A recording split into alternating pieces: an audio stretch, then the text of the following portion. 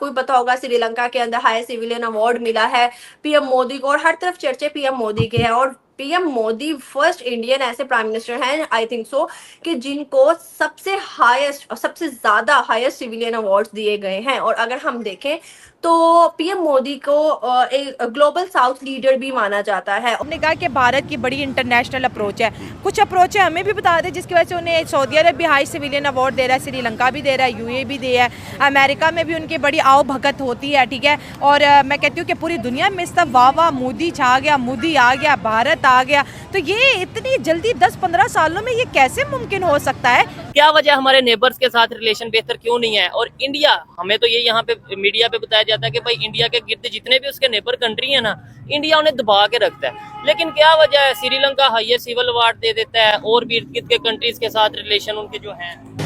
India के अंदर जरा सा कोई लॉ पास होता है, हमारी जान निकल जाती है, हमारी जान पे बन आती है। वो भी तो एक हिंदू मेजोरिटी कंट्री है ना, लेकिन स्टिल हम फिर क्यों डिमांड करते हैं कि वो मुसलमानों को राइट्स दे प्रॉपर, वहाँ पर ईद भी उसी तरीके से सेलिब्रेट कीजिए जैसे दिवाली होती है, जैसे होली होती है।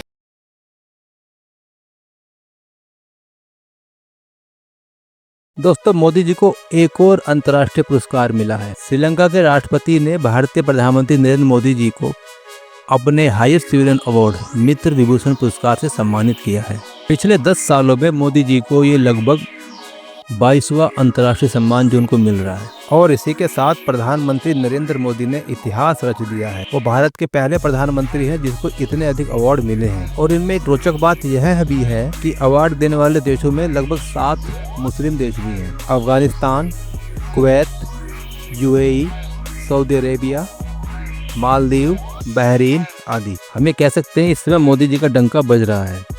पूरी दुनिया मान रही है मोदी जी का लोहा। किसी को अच्छा लगे ना लगे, लेकिन सही बात यही है, इस समय मोदी जी के आसपास कोई नहीं है। और पूरी दुनिया में मोदी इस समय सबसे लोकप्रिय नेता बन चुके हैं। प्रधानमंत्री मोदी जी को मिलने वाले इस अवार्ड के बारे में हमारे पड़ोसी मुल्क पाकिस्तान में भी बहुत अधिक चर्चा है। आइए देखते हैं पाकिस्तानी मीडिया में किस प्रकार के रिएक्शंस इस बारे में आ रहे हैं। आपको भी पता होगा श्रीलंका के अंदर हाईएस्ट सिविलियन अवार्ड मिला है पीएम मोदी को, और हर तरफ चर्चे पीएम मोदी के हैं। और पीएम मोदी फर्स्ट इंडियन ऐसे प्राइम मिनिस्टर हैं आई थिंक सो कि जिनको सबसे हाईएस्ट, सबसे ज्यादा हाईएस्ट सिविलियन अवार्ड्स दिए गए हैं। और अगर हम देखें तो पीएम मोदी को एक ग्लोबल साउथ लीडर भी माना जाता है, और उसके अलावा काफी ज्यादा प्रेज किया जाता है। दूसरी तरफ यूएस के ओपनली एक अनाउंसमेंट आती है कि इंडिया जो है एक रिच कंट्री है, और अब भी इस टाइम में उसका मुकाबला थोड़ा पॉसिबल नहीं है। अब मोदी साहब को श्रीलंका की जानिब से हाई सिविलियन अवार्ड के साथ नवाजा गया, और आज जो है मोदी साहब ने हरी झंडी जो है श्रीलंका के रेलवे स्टेशन के अंदर लाई, और एक बहुत बड़ा प्रोजेक्ट जिस श्रीलंका के अंदर उन्होंने लॉन्च किया। 500 करोड़ का ये रेलवे प्रोजेक्ट है जो इंडिया ने जिस श्रीलंका के अंदर आज लॉन्च कर दिया गया है। इंडिया खुद को ग्लोबल साउथ का लीडर कहता है, और जितने भी छोटे ममालिक हैं, मोदी साहब ने ये बात वाज़ह कर दी है कि इंडिया जब छोटी कंट्रीज में जाएगा तो पैसा लेके जाएगा और वहाँ कुछ इन्वेस्ट करके आएगा। बदले में श्रीलंका का एक बहुत बड़ा स्टेटमेंट वायरल हो रहा है। उन्होंने बोला कि हम श्रीलंका की जो लैंड है वो भारत के खिलाफ इस्तेमाल नहीं करेंगे। मतलब वो श्रीलंका जो चाइना के इशारों पर नाच रहा था, आज उसने चाइना का इनडायरेक्ट बाइकआउट कर दिया। श्रीलंका से पहले थाईलैंड उनका विजिट था, जहां पर मोहम्मद यूनुस से उनकी मुलाकात होती है। उस मुलाकात से पहले अगर हम देखें उनका वार्म वेलकम किया जाता है। उस वार्म वेलकम में एक चीज हमें ट्रेंडिंग में ये नजर आती है कि रामायण को स्टेज पर इस तरह से रिप्रेजेंट किया गया थाईलैंड के अंदर। और अगर हम देखें ये एक फर्स्ट खबर नहीं है, इससे पहले सऊदीया में भी गीता को पढ़ाया जा रहा था, और काफ़ी किताबें जो कि all over the world Hindustan की चल रही हैं, काफ़ी ज़्यादा इंस्पायरेशन दी जा रही है इंडिया से। तो क्या वजूहात है सर आसिफ? मैं आपसे पहले जानना चाहूँगी कि इंडियन सिविलाइजेशन, इंडियन पीएम या इंडियंस को रिप्रेजेंट किया जाता है all over the world, Indian किताबों को, ऐसी काफ़ी चीज़ें जो हमें देखने को मिलती है। जब भी कोई हिंदू फेस्टिवल हो या जब भी किसी भी नॉन मुस्लिम का कोई भी फेस्टिवल हो, हम देखते हैं कि अरब ममालिक अब सेक्युलर हो चुके हैं, वो हर त्यौहार को मनाते हैं। इसी तरीके से अब रामनवमी शुरू हो चुकी है। हमने देखा कि सऊदी अरेबिया के अंदर भी सेलिब्रेशंस हो रही हैं, दुबई के अंदर भी वहाँ के जो शेख हैं वो भी हिंदू बहन भाइयों के साथ मिलकर रामनवमी की सेलिब्रेशंस में शरीक हो रहे हैं। क्या कहेंगे आप इस हवाले से? मेरे ख्याल में अगर आपकी कंट्री में टैक्स पेयर हैं, वो आपको टैक्स पे कर रहे हैं, तो आपको उनको हर जगह पे सहूलत देनी चाहिए, जो भी उनके फेस्टिवल्स हैं वो उनको करने चाहिए, आपको उनको सिक्योरिटी प्रोवाइड करनी चाहिए। तो ये आपके कंट्री में अगर इस तरह हो रहा है तो आपको भी, क्योंकि वो आपको टैक्स दे रहे हैं, वो आपकी कंट्री की है, अगर आप रूल की पाबंदी कर रहे हैं तो आपको उनको अलाउ करनी चाहिए हर चीज़ जो उनका मज़हब उनको अलाउ करता है। अगर आप इस तरह करेंगे तो यूके इस तरह के कंट्रीज़ में आपके लोगों को भी आसानी मिलेगी आपकी जो फेस्टिवल्स हैं वो मनाने के लिए।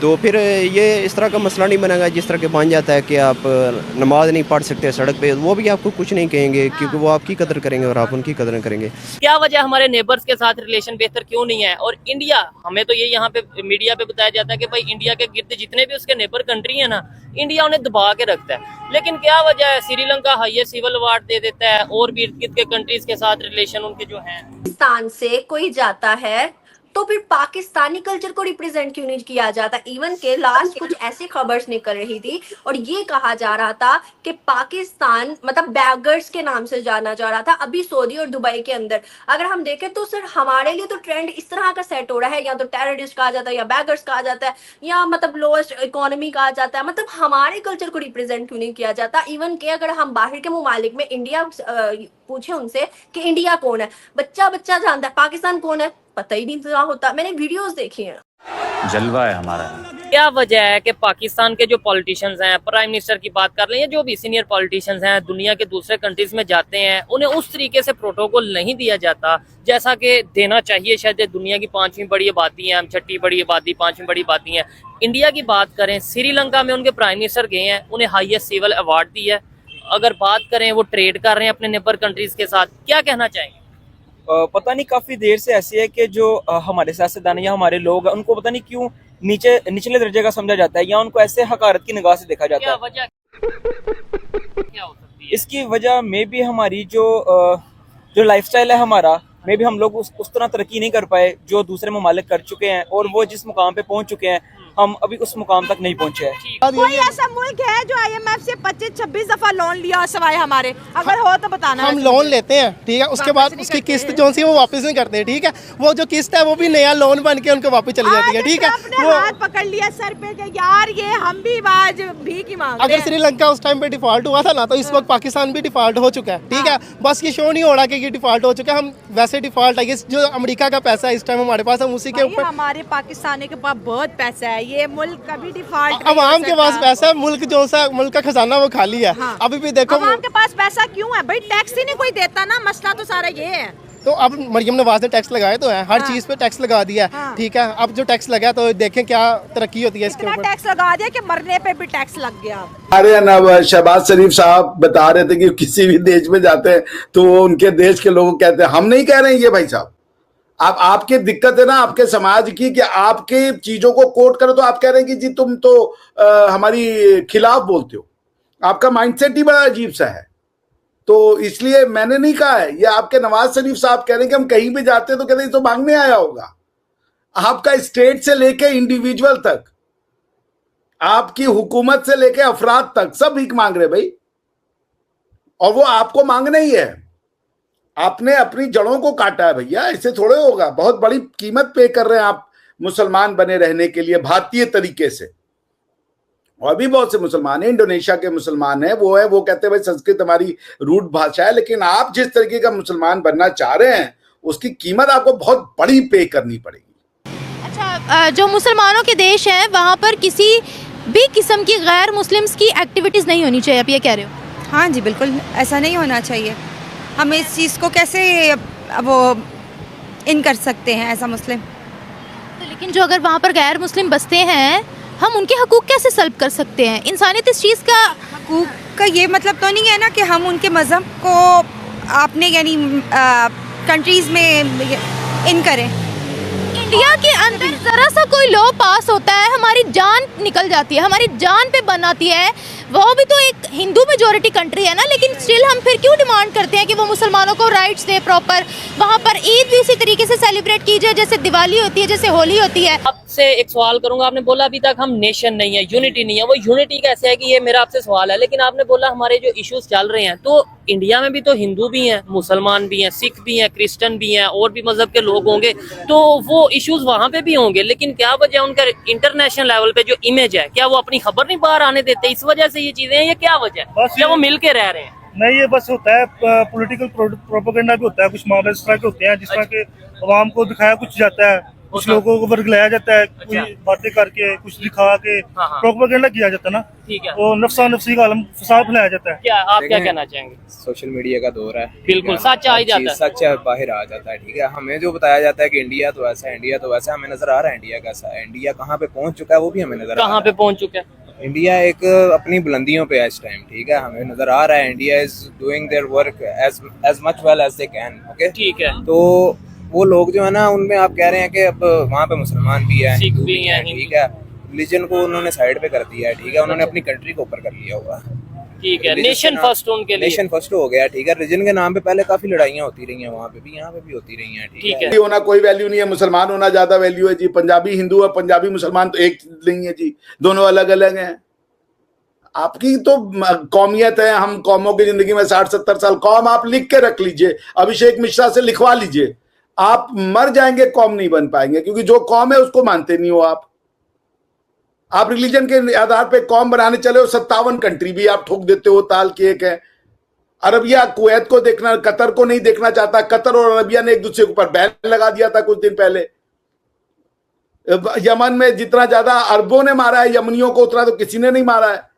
3 लाख से ज्यादा अमन मार दिए, मुसलमान मार दिए उन्होंने। तो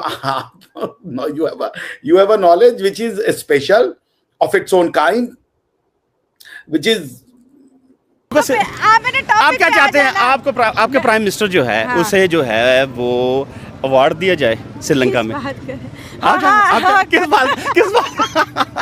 किस बात का अवार्ड दे, ये बताएं, क्या किया उन्होंने? मोदी को किस बात का अवार्ड मिल रहा है? आपको पता वर्ल्ड वाइड क्या अप्रोच है भारत की? क्या अप्रोच है भारत डायरेक्ट ईरान से पेट्रोल ले रहा है, आपको पता है?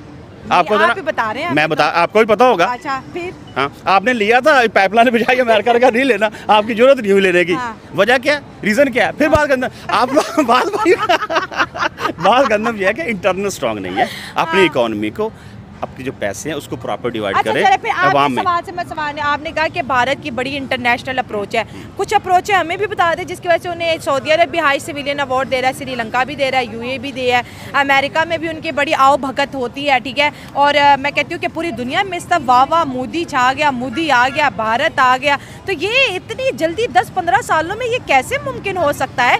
जादू से भी करने की कोशिश करें तो जादू भी इतनी जल्दी नहीं चलता।